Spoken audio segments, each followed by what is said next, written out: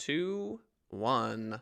Hello and welcome, people of the world. This is Marketing as a Foreign Language, episode 107. Big news, Facebook versus local news. I took a deep dive researching why it is that local news companies are, let's say, not so happy with Facebook, and how one could make the argument that Facebook is destroying local news and its effect on our democracy. Tech CEOs to testify on Wednesday of this week, dealing with the Section 230 Communications, Decency Act of 1996. Twitter powerhouse you've never heard of. This is a lawyer that works for Twitter, and she appears to be rule-centric and how that may affect Twitter moving forward.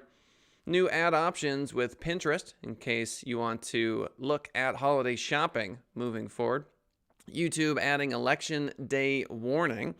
So a continuous stream of social media websites getting into politics this year. And last but not least, Google Ads turns 20 years old today.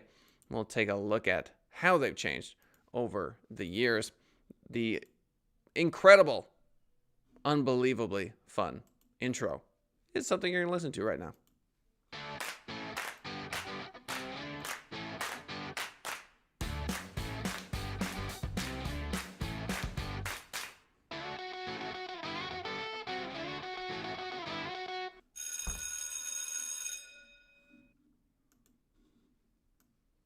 Facebook versus local news. So TechCrunch.com is where this article comes from.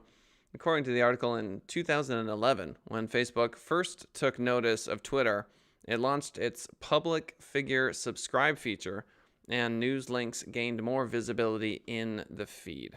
So basically, we're going to be talking about how Facebook, over time, has essentially, unwillingly perhaps, unknowingly, hurt local news. It seemed like there would be such a beautiful synergy and the two would play so nicely together. Back to the article. By 2014, Facebook, the new big news machine, was in full swing with trending hashtags and news outlets pouring resources into growing their pages. Emphasizing the news in news feed restrained users to wait for the big world-changing headlines to come to them rather than crisscrossing the homepage of various publishers. Many don't even click through getting the gist of the news just from the headline and the preview blurb. So the basic argument against Facebook is that they have usurped the local news ability to have folks go directly to the page. Now, Facebook does have a fairly strong reputation for sending clicks to websites. That being said, it is clear to me that Facebook has taken many of the clicks from local news because people simply don't leave Facebook, or in the instance of what we've seen recently with Twitter, people will retweet a story without even reading it. So many don't even click through, according to the article, getting the gist of the news just from the headline and preview blurb. Advertisers followed the eyeballs, moving their spend from the publisher sites to Facebook. So to me, this is really the death knell. If you can't receive an adequate amount of funding from advertising as a news publisher, you're toast. This is fairly evident to anyone with a brain. Back to the article. In 2015, Facebook realized users hated waiting for slow mobile websites to load, so it launched instant articles to host publisher content within its own app. Instant articles trained users not to even visit news sites when they clicked their link, instead only having the patience for a fast-loading native page, stripped of the publisher's identity and many of their recirculation and monetization opportunities. So basically, Facebook, I don't believe, attempted to destroy local news, but it became perhaps a better distributor of local news. And the argument on behalf of our democracy is twofold. Number one, do we, as just casual bloggers or people that might share a story on Facebook, just the general populace, do we have the capacity to actually perform investigative journalism? This is to say that the primary reason I would argue that local news is so important is that there are dedicated individuals looking for the truth on a local level, which is very important. Local politics matter. So that being said, Facebook has become a place that has basically siphoned revenue from local news outlets. And given that that is a fact, one, is it bad for democracy? And two, is there anything we can do about it? So one, yes, I think we have seen a difficult transition. I think the last couple of elections have been fraught with governments from around the world, the Russian government interfering. And I also believe that there is a desire to share news that is incendiary, and perhaps we have gone off the rails a little bit as a democracy. And then the second thing, is anyone going to do any real investigative journalism on their own? There have got to be bloggers and these sorts of folks, but how do we pay local news outlets if we're not actually on their homepages? So it is possible that the government of the United States will look at this and say, you know what, Facebook, we are going to change what you're able to do. The government regulated seatbelts at a certain point in time, and that was the right thing to do. So this is going to get very complicated, and we'll follow it as we move forward. I do believe the decimation of local news does hurt local journalism. And I think local journalism is very important. That being said, let's not forget that Facebook is a private company, and until the government regulates what they can do, it is, of course, in their best interest to simply make their users as happy as possible, which is what they've done. Tech CEOs to testify on Wednesday. This from FoxNews.com. The CEOs of major tech companies will be in the hot seat Wednesday as Republican senators accuse their internet platforms of censoring conservative viewpoints and demand changes to the federal law that protects them from lawsuits. Republicans have long been concerned that big tech was biased against conservative viewpoints, but Twitter's effort to shut down the spread of the New York Post's reporting on emails allegedly from Hunter Biden's laptop was the final straw. I do follow both sides. I follow the Rachel Maddows and the Ben Shapiros. On the right, it is clear that conservatives are very upset about what's going on with the New York Post's reporting. They're upset that McEnany, the press secretary's Twitter, was shut down temporarily. They're upset that the New York Post Twitter account has been locked for the time being. And so now they are able to fight back on on their home turf, which is obviously where this is going to occur. So prompting lawmakers to summon Google, Facebook, and Twitter CEOs to testify before the election. Yesterday, we covered that it was going to happen after the election, and now I'm hearing that it's going to happen this Wednesday. At the heart of Wednesday's hearing before the Senate Commerce Committee is whether social media giants should still be afforded liability protections under Section 230 of the Communications Decency Act of 1996. So basically, this Section 230 is going to become a household name. If you haven't heard about it already, it essentially affords liability protections, which is to say Facebook can say, I didn't write it, so I'm not liable for it. Now, if a newspaper said something that was incorrect, they could be sued for libel. But here you have Facebook saying, you know what? That is libel, but don't go after me. I'm just the conduit. So the real question is, if that changes, would Facebook policy change? And the answer is, of course, absolutely it would. Twitter powerhouse you've never heard of, this from Politico. Vijaya Gadde pitched Jack Dorsey, the CEO of Twitter, on a radical idea for a fix maybe Twitter should just, well, stop selling political ads. So should Twitter simply stop selling political ads? Well, it turns out they did. Back to the article, it was a bold idea. No other major American platform had simply banned political ads, and Dorsey wasn't immediately sold. For one thing, the company had built itself around a commitment to hosting a free-flowing public conversation. So as we look back on many of these social media titans, Facebook and Twitter in particular, you can see that in the early days, they are committed to free speech entirely. It makes a lot of sense from a business perspective. Why wouldn't they allow free speech? If folks are saying things that are ridiculous, they're protected under that Section 230. They can simply say, it wasn't me, leave me alone. And as time progresses, they change. The older the social media entities become, it is clear to me now that they change their minds. Perhaps it's the social responsibility, the effect that they're having on a global scale, but it is clear that both Facebook and Twitter, they simply don't have the same sort of free-flowing public conversation incentive, maybe is the wrong word.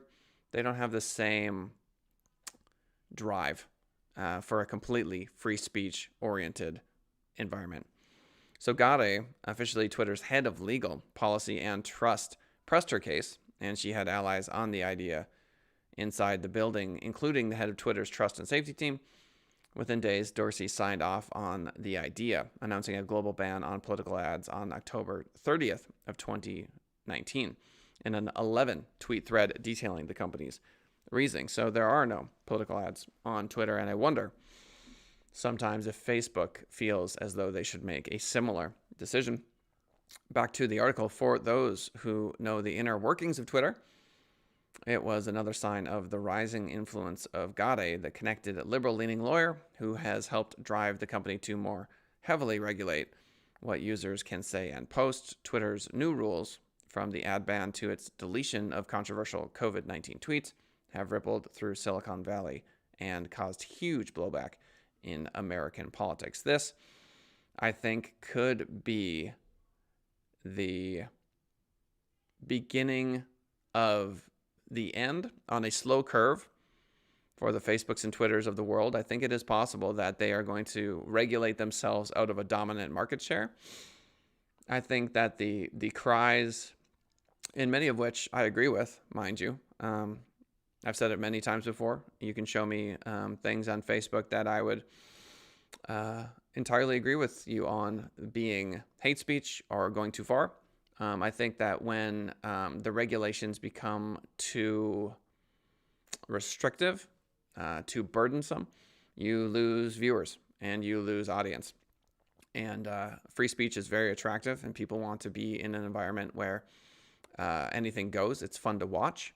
A good example of this would be, for a very long time, boxing reigned supreme. It was the sport to watch, and now boxing has all but been dominated by mixed martial arts. The ratings for mixed martial arts through the roof. And the simple fact is that there are fewer regulations in MMA, and people gravitate towards that. It's more violent. The folks in the ring are there by choice. And so there you have it. So is Twitter going to go by way of boxing? It's possible. Everyone has their day in the sun. So new ad options with Pinterest. This from socialmediatoday.com. With the holiday period fast approaching and retailers looking to make a big sales push to the end of a tough year, Pinterest has this week announced a range of new features designed to help merchants maximize reach and sales in the period, including new storefront profiles and new shopping ad format. The reason why I've decided to chat about this particular article is that it's October, and we are going to be hearing Christmas music and seeing Christmas sales and experiencing COVID Christmas tomorrow. And so don't be surprised when you're shopping, looking for some disinfectant for your hands, and you find yourself in Christmas land. Pinterest is a fantastic option, obviously, for retailers and for a lot of businesses to visually entice customers into purchasing their product, and the fact that they have a new range of features is noteworthy. So the updated profile enables merchants to transform their shop tab into a storefront with featured in-stock products organized by category, featured product groups, and dynamically created recommendations. The change essentially gives businesses more ways to present their products on the tab, which could help encourage more shopping behavior. YouTube adding election day warning. Every one of these social media platforms is getting involved in the election this year. YouTube announced Tuesday it will add a label to relevant search queries and videos on election day. The label will link to a separate page with Google promoted results from the Associated Press. The company's plan to address early victory claims is less detailed than other social networks. The announcement comes 1 week ahead of the U.S. elections and as social media companies scramble to tweak policies to contain misinformation ahead of an expected contentious election. So each and every one, Facebook, Twitter, I want to say even Snapchat is trying to drive out the vote. They are all playing politics. You could argue that they are simply trying to protect our democracy. In a blog post, YouTube said it will place a label or information panel, as Google calls it, at the top of search results for election-related queries and below relevant videos with the message results may not be final. See the latest on Google. Google Ads turns 20 glorious years old based on the results it saw from Universal App campaigns. 2018 ushered in the era of fully automated ads and campaign types in Google Ads.